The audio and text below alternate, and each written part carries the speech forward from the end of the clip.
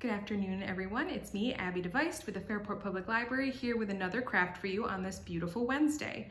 I don't know about you guys, but I'm ready for spring. It is cold out and I just want warm weather and I want to plant flowers. So the craft today is going to reflect my desire for spring, and it's a great one for everyone in the family, all ages. Just make sure there's supervision because there are permanent markers and the oven, which is something that I really like about doing these crafts at home. I have tools that I don't have at the library. So get ready, we're gonna make a beautiful, bright spring craft.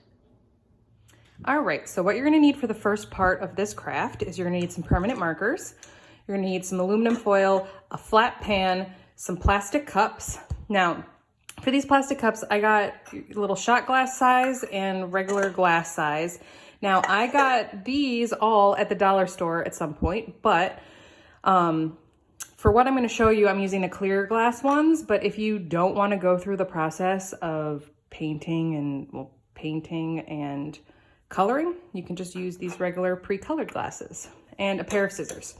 So what I'm going to do is I'm going to take one of the clear glass ones and I'm going to color it in. And thanks to some movie magic, I am halfway there, so you don't have to sit here watching me color the whole time. But I've got my permanent markers, and I used red on the bottom and orange halfway up, and now I'm going to finish it off with yellow. So this is something fun you can really do with your kids because it's really not hard at all. You just need to be supervising because there's an oven involved, and if you're using permanent markers and your kids can't be trusted with permanent markers without coloring over everything, just keep an eye on them.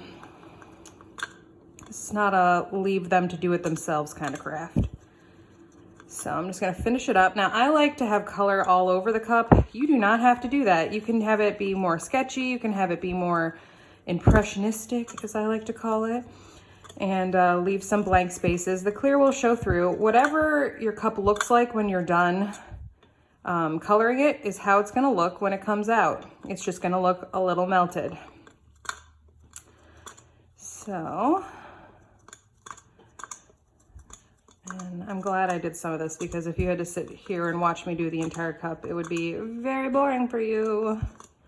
All right, so make sure though, when you're painting your cup, that you also paint the bottom of the cup because that will show, because it's gonna melt down like this. So you wanna have it all colored. Now that I've got that, I'm gonna do the inside. So the flower will fit into each other like this, but I wanna add a little color on this guy too. So what I think I'm gonna do is I'm going to color around the top part of the cup and then leave it at that. I don't need to add too much.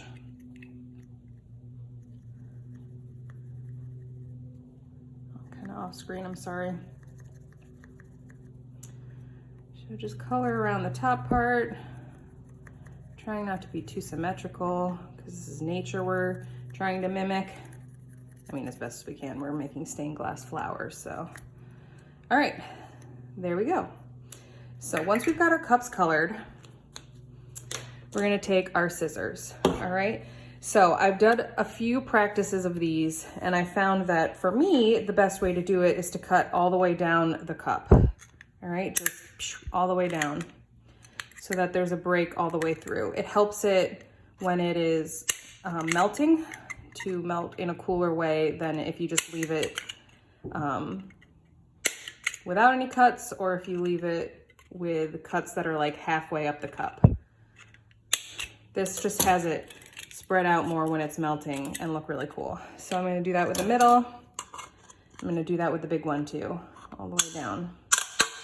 Now, I encourage you to experiment with your cuts.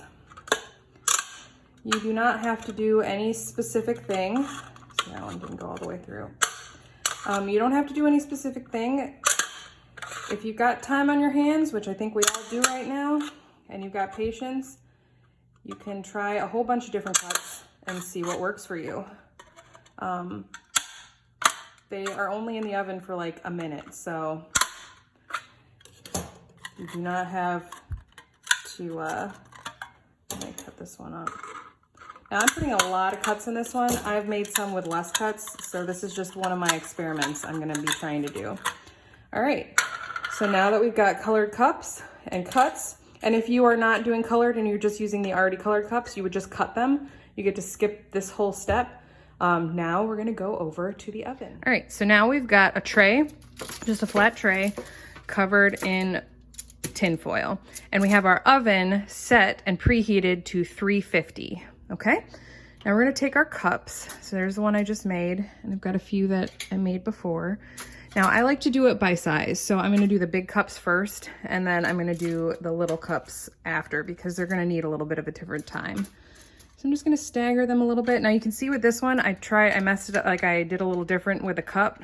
I made it a little bigger, so we'll see how that goes.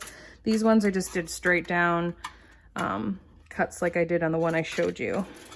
So I'm gonna try to stagger them a little bit. All right, so we're gonna put them in the oven. It's different for each oven, but for me, I found that I don't really need it in there for very long, about 1.5 minutes, but I watch them. So this is a trial and error part, and I'll show you guys some of my errors.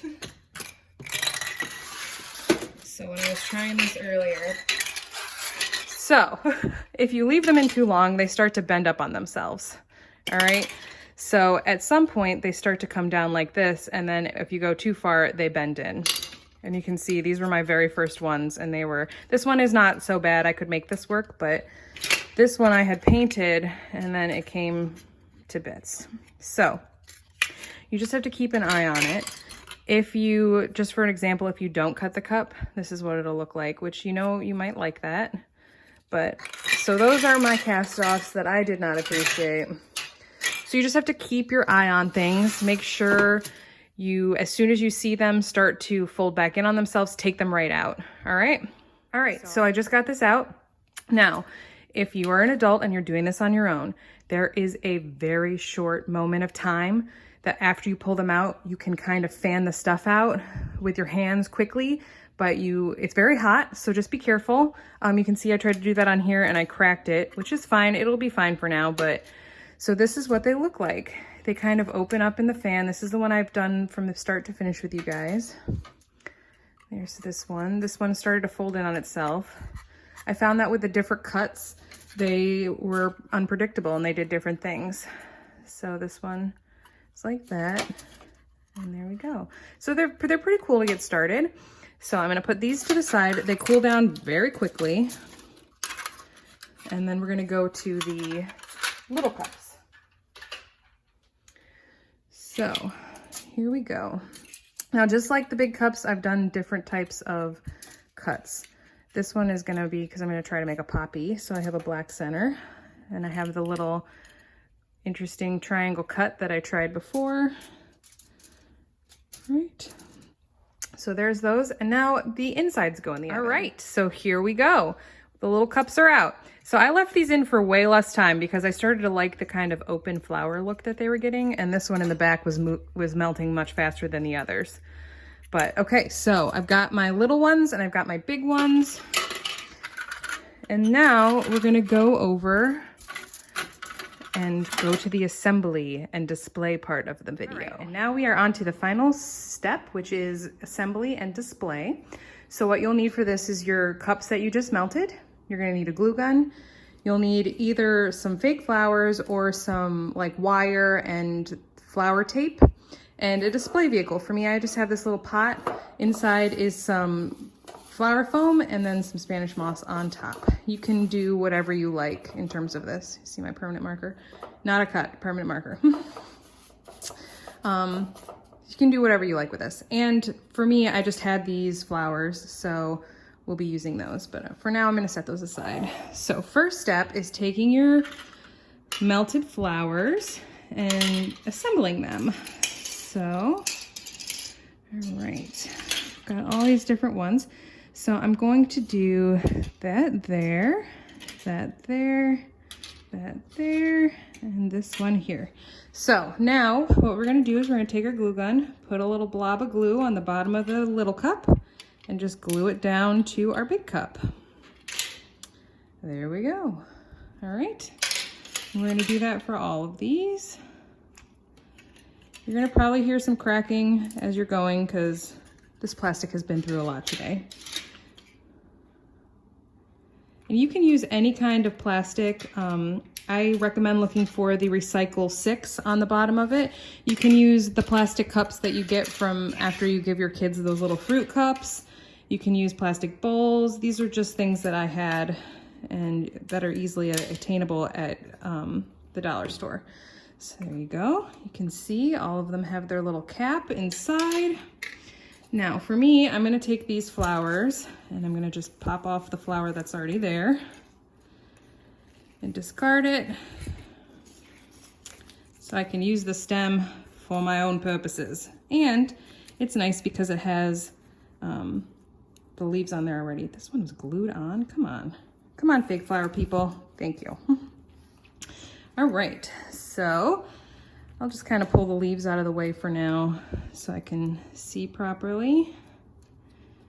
Now these are going to be a bit shorter because they were really cheap, let's be real. But if you have your own at home, you might have something better. So I'm going to leave a plop of glue on there. I'm just going to put the stem right on it. All right, and then I'm going to put a little glue on top of that just to seal it in. I'll hold it for a little while, let it cool, blow on it. So we'll let that one sit for a minute. I don't want it to fall off, so.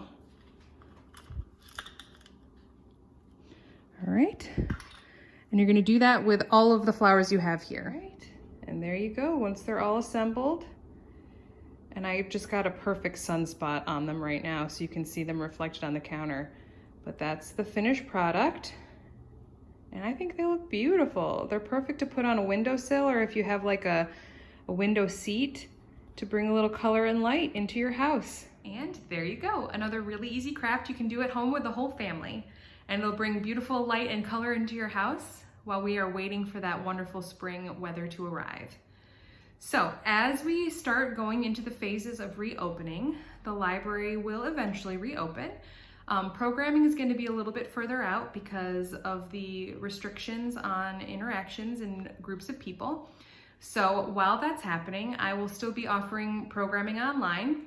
I'm also developing an adult summer reading program that you can do at home and in the library when you're able to come back in. But for now, I hope you enjoyed today's craft and I will see you next week.